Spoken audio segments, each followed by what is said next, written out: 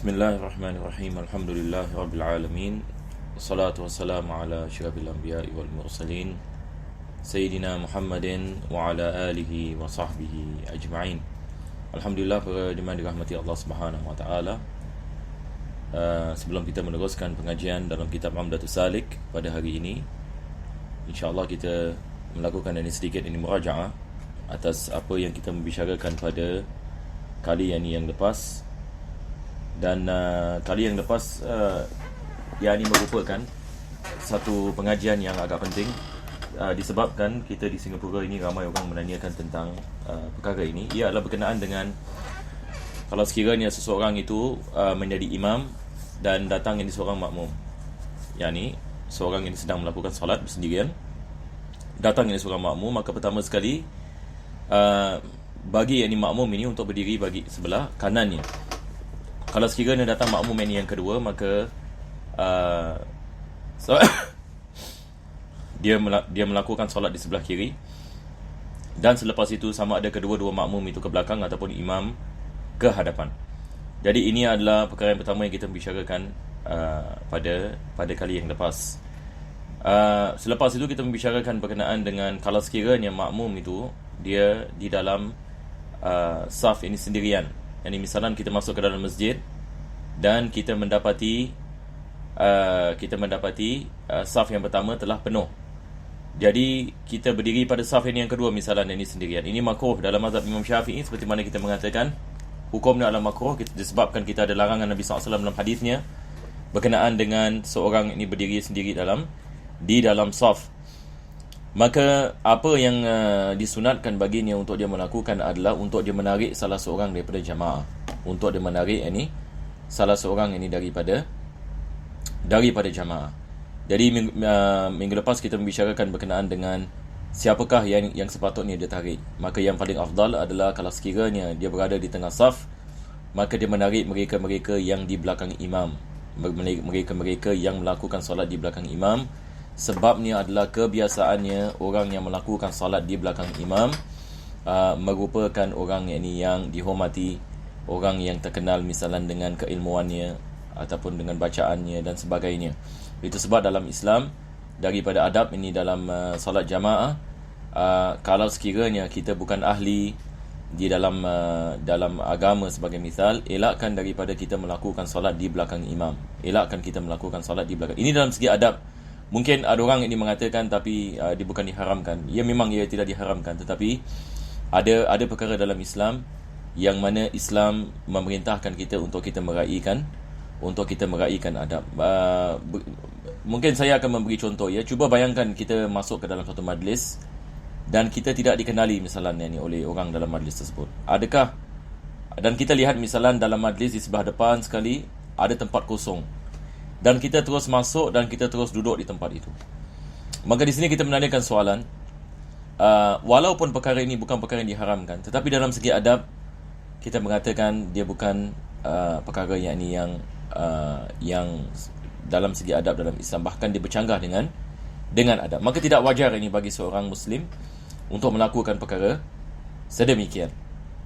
Jadi begitu juga kita lihat dalam salat, berkenaan dengan siapa yang melakukan salat dekat dengan imam, maka di sini ada adab-adab yang tertentu. Dan ini berdasarkan dengan hadis Nabi SAW. Ini bukan kita membicarakan begitu sahaja. Ini maksudnya adab dalam masyarakat itu dan sebagainya. Nabi SAW ini menyebut perkataan ulin nuha, yakni kedepankan mereka-mereka yang ulin nuha, yakni mereka-mereka yang memahami hukum ahkam yang matang misalnya. Jangan kita kedepankan misalnya budak kecil yang memayis umur 9 tahun, 10 tahun yang duduk sebelah Bilal. Ini kadang-kadang berlaku di masjid-masjid. Maka ini tidak sewajarnya.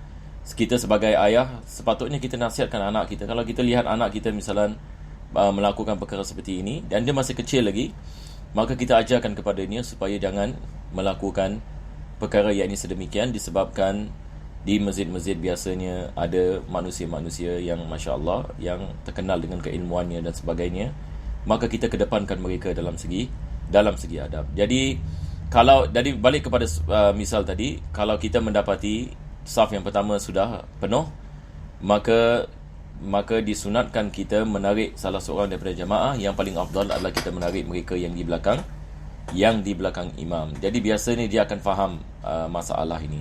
Tapi kalau kita tarik orang yang tak biasa misalan, dia mungkin akan salah faham. Dia mungkin akan menanyakan kepada dirinya, kenapa orang kat belakang aku ni tarik aku? Nampak tak? Lebih-lebih lagi dalam masyarakat kita di Singapura ini, orang tak faham. Jadi dalam keadaan sedemikian, ulama kita mengatakan perlu kita lihat kepada siapa yang kita menarik. Jangan kita menarik salah orang, disebabkan nanti ia boleh menyebabkan solatnya pula menjadi batal. Jadi kalau sekiranya betul-betul yakni kita tidak dapat orang, misalnya kita tarik jemaah pun yakni jemaah tidak ke belakang ini misalnya, maka kita ada dua jalan. Sama ada kita tunggu, yang mana tak tunggu tak terlalu lama, misalnya kalau kita lihat ada makmum mau masuk, kita solat bersamanya, kita tunggu sekejap. Ataupun yakni kita melakukan solat yakni begitu sendirian, yakni sehingga datang ini makmum yang lain, walaupun ini adalah perbuatan yang makruh, tetapi kita mengatakan kita tidak ada cara lain.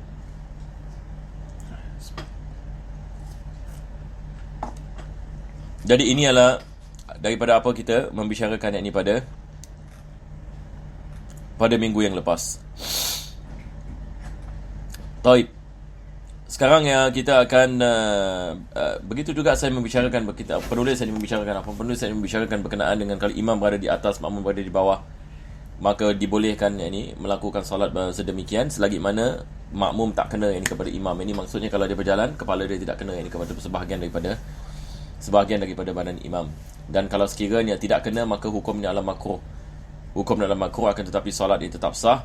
Ini kalau sekiranya kita melakukan solat di selain masjid. Ini misalan di rumah, misalan ada orang yang di rumah ni misalan 2 tingkat misalan. Imam ini di sebelah bawah, makmum sebelah atas. Tapi dia boleh sampai kepada imam. Maka ini adalah dalam mazhab Imam Syafi'i, perbuatan ini adalah perbuatan ini yang makruh. Kalau sekiranya makmum itu berada di atas, yang mana sebahagian daripada badan dia tidak boleh kena kepada imam kalau dia datang ini kepada imam. Kalau sekiranya dia boleh melakukan solat di bawah, baru makruh. Kalau sekiranya betul-betul tidak ada tempat, maka tidak ada masalah dia melakukan solat sedemikian. Jadi sekarang insya-Allah kita akan kembali ini kepada kitab. Jadi kita lihat ini di sini. Ini yang kita bicarakan tadi. Ini adalah masalah apa kita mengatakan tadi, yakni menarik salah seorang daripada pengajian kita hari ini insya-Allah akan bermula di sini. Kita lihat di sini, yang mana penulis ini mengatakan, wa mata ijtama'a al-ma'mum wal imamu fi masjidin sahhal iqtida'u mutlaqan. Yani kalau sekiranya makmum dan imam melakukan salat yakni di masjid, maka selagi mana mereka berada di dalam masjid, maka sah yakni salat mereka. Wa in taba'ada, walaupun mereka jauh. Misalan imam berada di mimbar, makmum berada di belakang masjid, jauh, taba'ada, solat mereka tetap menjadi sah. Aw ikhtalafal bina, kedua-dua imam dan makmum ini berada dalam masjid tapi dalam lain bangunan. Yani masjid yang besar, misalan kita ada dewan solat, dan selepas itu kita ada luar masjid misalan. Imam berada di dewan solat, makmum berada di luar masjid. Sah ke tidak? Sah solatnya. In lam yazid ma bainahuma ala salasati mi'ati zira'in takriban. Yakni selagi mana di atas itu nanti kita akan masuk. Wa in taba'ada aw ikhtalafa al-bina, mislu an, dia memberikan misal, penulis ini memberikan misal, mislu an yaqifa ahaduhuma fi sathi wal akharu fi bi'rin fil masjid. Yani salah seorang daripada mereka berdiri yakni di atas. Satah ini dia seperti rooftop ya. Cuba bayangkan satu orang ini dekat atas, satu orang ini dekat perigi, misalnya dekat bawah. Dekat bawah masjid. Satu dekat atas, satu dekat bawah. Maka selagi mana mereka berada dalam masjid, maka sah yakni salat mereka dengan syarat yakni makmum mengetahui pergerakan imam. Dengan syarat makmum mengetahui pergerakan imam. Wa in urlika babul sathi, walaupun pintu bagi rooftop ini ditutup, sah yakni salat yakni makmum dengan imam. Lakin yushtaratul ilmu bintiqalatil imam, seperti mana saya mengatakan tadi, syaratnya adalah makmum mengetahui pergerakan imam. Yakni kalau imam ini berada di bawah misalan, makmum berada di atas, Maka selagi mana makmum mengetahui pergerakan yakni imam, sah yakni salat mereka. Jadi saya memberikan misal lagi yang mudah kita faham. Yakni saya pernah misalan kalau kita lihat Masjid Nabawi, yakni saya pernah satu kali datang lambat yakni solat Jumaat di Masjid Nabawi disebabkan yakni daripada Mekah kita naik taksi. Jadi bila sampai betul-betul imam yakni mahu melakukan solat yakni Jumaat. Dan saya tidak mengetahui yang Masjid Nabawi ni rupanya ada tingkat yang atas. Saya menyangkakan hanya yang di bawah. Jadi bila kita masuk, kita mendapati ni tingkat yang bawah ni semua dah penuh. Lepas tu saya lihat ada orang naik tangga. Jadi saya pun naik tangga. Rupanya dekat atas ini besar tempat ini untuk melakukan solat. Maka ini misal yang baik.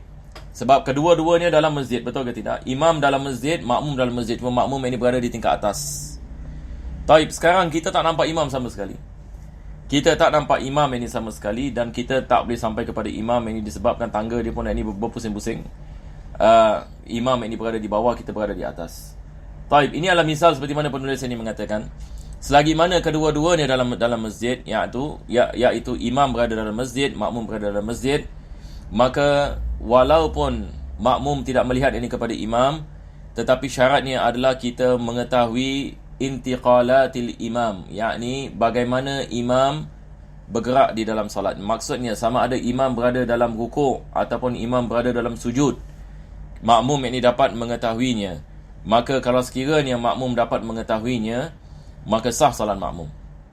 Sah ini salat makmum. Jadi di sini penulis ini memberikan misal kalau salah seorang daripada imam ataupun makmum berada di rooftop dan pintu di rooftop pula tertutup dan satu lagi di bawah. Dan misalan imam ini berada di bawah, makmum ini berada di atas, dan makmum boleh lihat imam ini misalan, ataupun makmum dengar takbir ini imam misalan. Maka ini kita mengatakan sah yakni salat makmum. Dan biasanya kita di Singapura pun sama juga, misalan ada masjid misalan misalan ini 3-4 tingkat misalan. Makmum ini berada di tingkat 4 misalan solat air raya. Makmum sama sekali tidak lihat kepada imam. Maka tidak ada masalah selagi mana kita memahami pergerakan imam.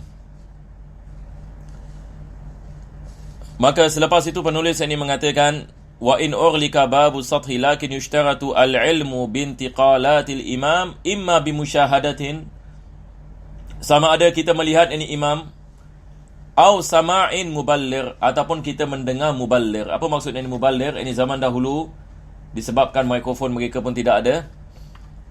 Jadi apa mereka buat, kalau sekiranya jemaah besar, mereka akan ada muballir. Yakni biasa kalau kita lihat mikrofon rosak kat masjid, ada orang yang akan mentakbir melakukan takbir dengan kuat, Allahu Akbar. Imam ini bangun, Sami Allahu liman hamidah, dia baca Rabbana lakal hamd. Ini kita panggil muballir. Jadi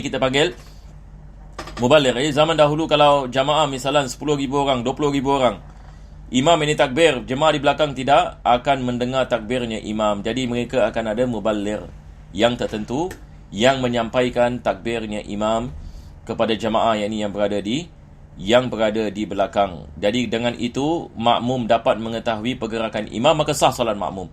Tapi kalau sekiranya makmum tidak mengetahui misalan imam ini sama ada berada di rukuk ataupun di sujud ataupun i'tidal sekarang ini, maka ini tidak sah salat makmum. Wal masajidul mutalasiqatul mutanafizatu kamasjidin wahid. Dan masjid-masjid yang berdekatan dengan satu yang lain, yakni maksudnya kita ada dua masjid tapi dicantumkan misalan, maka ini adalah hukumnya seperti satu masjid, yakni hukumnya sama. Satu jamaah berada di masjid, lagi satu jamaah berada lagi satu masjid, maka sah salat mereka, walaupun yakni dia adalah dua bangunan yang berbeza, dengan syarat yakni mereka bersatu, yakni masjid dengan masjid yakni berdekatan. Ataupun yakni apa kita mengatakan mereka setakat yakni sama ada mereka berdekatan begitu, ataupun kita ada masjid yakni kalau dicantumkan, lepas itu dibuat seperti apa, dibuat ini seperti pintu di antara satu masjid dengan masjid yang lain, maka ini hukumnya adalah satu masjid. Walau kana fi ghairi masjid. Jadi sebelum ini penulis ini membicarakan kalau sekiranya mereka berada dalam masjid. Jadi mungkin saya rumuskan yakni sekali lagi. Ini adalah berkenaan dengan dalam yakni masjid. dalam masjid, ini penulis ini dia mengatakan, kalau sekiranya imam berada dalam masjid, makmum berada dalam masjid, walaupun makmum ini jauh daripada imam, sah salat makmum. Ini perkara yang pertama. Perkara yang kedua, kalau sekiranya makmum berada di bangunan lain, imam berada di bangunan lain, tapi mereka dalam masjid yang sama, tapi cuma bangunan yang lain, makmum berada dalam masjid, imam berada dalam masjid, makmum berada di luar masjid, imam berada di bawah masjid, makmum berada di atas masjid. Ini yang kita maksudkan, yakni bangunan yang lain. Maka ini juga menjadi sah dengan syarat apa? Dengan syarat makmum boleh sampai kepada imam, walaupun pintu ditutup. Yakni misalan imam yang berada pada di bawah masjid, makmum berada pada tingkat 2 misalan, dan pintu ditutup. Pintu yakni naik kepada tingkat 2 ini ditutup. Tidak ada masalah. Walaupun kita mengatakan makmum tak boleh sampai kepada imam, maka ini kita mengatakan sah ini salat makmum. Apa sebabnya? Sebab kedua-duanya berada dalam masjid. Ini adalah perkara yang kedua. Yang ketiga, kita membicarakan berkenaan dengan kalau sekiranya ada 2 masjid yang dicantumkan, maka hukumnya adalah satu masjid. Ataupun 2 masjid yang mana kita buat, yang ini jalan di antara mereka, yang mana dicantumkan begitu, sama ada dengan jalanan ataupun yang ini dengan berdekatan, yang ini satu dengan yang lain, maka ini hukumnya seperti satu masjid. Baik, sekarang ini penulis akan membicarakan apa hukumnya pula kalau mereka berada di selain masjid. Jadi ini hukum berbeza seperti mana kita akan lihat. Sekarang dia mengatakan walau kana fi ghairi masjid. Kana yang balik ini kepada 2 orang, iaitu imam dan makmum. Mereka dalam selain masjid. Fi fada'in kasahra'a au baitin wasi'in, seperti mereka berada di padang pasir misalan, ataupun ini dalam rumah yang besar. Sahha iqtida'ul ma'mum bil imam in lam yazid ma bainahuma ala mi'ati zira'in takriban. Sah salat mereka kalau sekiranya makmum jauh daripada imam, tetapi dengan syarat dia tidak jauh 300 zira'. 300 zira' sikit lebih kurang 150 meter.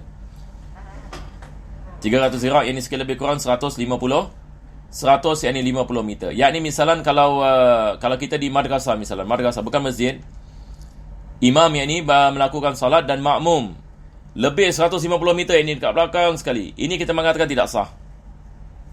Tidak sah sebab mereka bukan dalam masjid. Beza kalau mereka dalam masjid seperti mana kita mengatakan tadi, sah mutlaqan seperti mana penulis mengatakan. Tetapi selain yang daripada masjid tidak sah.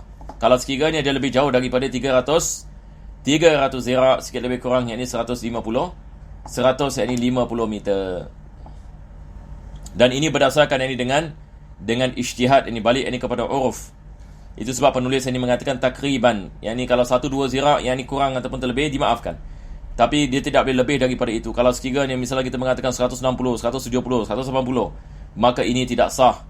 Ini tidak sah kalau sekiranya makmum lebih jauh daripada imam.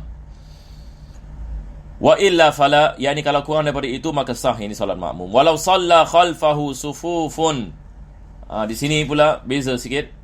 Kalau yang melakukan salat belakang imam sufuf, yakni banyak saf, yakni misalnya beribu orang yang melakukan salat, yakni sehingga 1 kilometer misalnya jemaah, makmum yakni melakukan yakni salat. U'tubiratil adhu'u ma baina kulli saf. Jadi 300 meter ini, 150 meter tadi kita implement di antara saf. Kalau sekiranya di antara saf jauh begitu baru tidak sah. Tapi kalau sekiranya tiap-tiap saf itu kurang yakni daripada apa kita mengatakan 150 meter, maka tidak ada masalah saf ini mereka. Sah salat mereka. Wasafil ladhi qaddamahu. Jadi saf ini imam berdiri, lepas itu saf ini makmum yang pertama, makmum yang kedua, yang ketiga, yang keempat, yang kelima. Semua yang ini di antara saf ini tidak boleh lebih daripada 150 meter.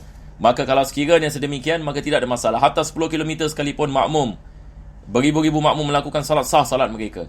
Sebab kita mengambil iktibar di antara kedua saf, 150 meter di antara kedua saf. Misal yang pertama kita mengatakan tadi adalah kalau sekiranya makmum itu berada jauh 150 meter, tidak ada orang di antara saf, di antara dia dengan imam. Ini yang kita mengatakan tidak sah. Tapi kalau ada makmum yang ramai, kita mengambil iktibar ini di antara yakni dua saf. Wa in balagha ma bainal akhir wal imam amyal sawa'un hala bainahuma narun aw bahrun yahuju ila sibahatin aw syari'un matrukun am la. yakni kalau sekiranya di antara imam yakni dengan makmum, di antara saf yakni imam dengan saf yakni makmum yakni yang akhir jauh, yakni dia punya distance, yakni tidak ada masalah. Kalau selagi mana yakni makmum itu ramai dan mereka sampai yakni kepada imam dan saf di antara mereka tidak lebih daripada apa yang kita membicarakan, ataupun yakni ada di antara saf yakni misalan ada api, ataupun yakni ada lautan misalan dua jamaah, ataupun imam yakni sedang melakukan salat yakni di atas kapal, makmum yakni dekat mina port ya. Imam yakni melakukan salat di atas kapal, maka di antara mereka ada lautan, maka ini tidak ada masalah. Jadi penulis memberikan misal, sama ada di antara mereka ada api ataupun di antara mereka ada bahrun, yakni kita mengatakan ini laut yang memerlukan yakni kepada seseorang itu untuk berenang, yakni misalnya untuk sampai yakni kepada saf, ataupun syari' ini seperti apa? Kita jalanan. Misalan imam ini melakukan salat di satu jalan, lepas itu kita ada syari', kita ada jalanan yang mana ada manusia jalan, ada binatang jalan dan sebagainya. Maka jamaah makmum ini berada di street, opposite street misalan. Macam kita di Singapura misalan ada kereta dan sebagainya. Imam ini di satu street, makmum ini di lagi satu street. Di antara mereka ada road. Di antara mereka ini ada road. Ini tidak ada masalah. Sama ada road ini matruk ini maksudnya digunakan ini oleh orang ataupun yakni tidak digunakan, maka tetap ini sah yakni salat. Ini mereka. Wa sallallahu ala sayyidina Muhammadin wa ala alihi wa sahbihi wasallam. Alhamdulillahirabbil alamin.